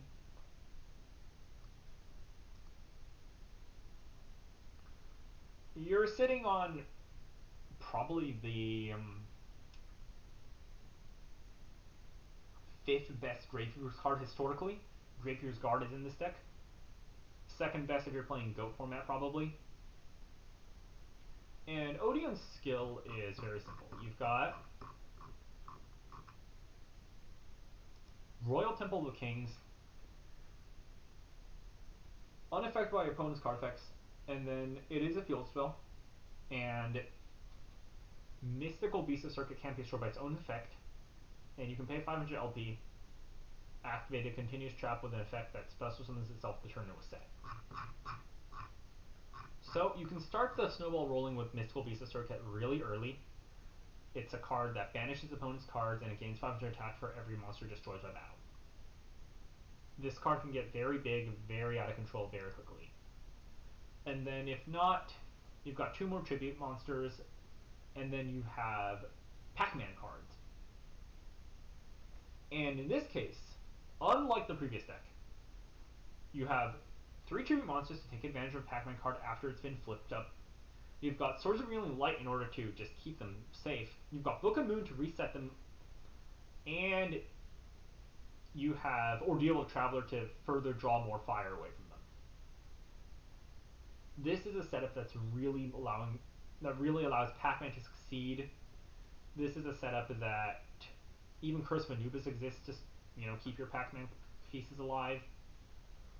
Overall, the main issue is that the correct play against this deck is basically always to attack sets, because the punish if you attack and attack and attack isn't very high. Like, sure, potentially a mystical beast of circuit can come down, but that was coming down anyway. Whereas attacking sets like Swarm and Locust before they can go off is how you beat them up. And sometimes the deck just doesn't draw into the pieces it needs. Sometimes the deck just has too many spells and trap zones it's using up. Mirage of Nightmare is a funny card. It's not actually so insane in this deck, but it is a really good way to cycle through the deck and get to a position where you have the cards you need at the right time.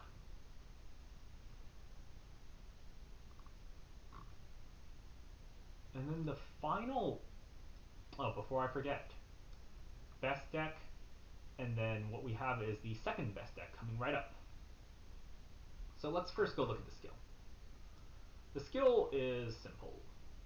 The skill says, Harpy monsters are treated as Amazonas monsters and vice versa. This does not actually help your Amazonases, because all the Harpy support says like winged monsters or winged beast. Doesn't really matter though. You're playing it because you gotta have more copies of Amazonas monsters in your deck.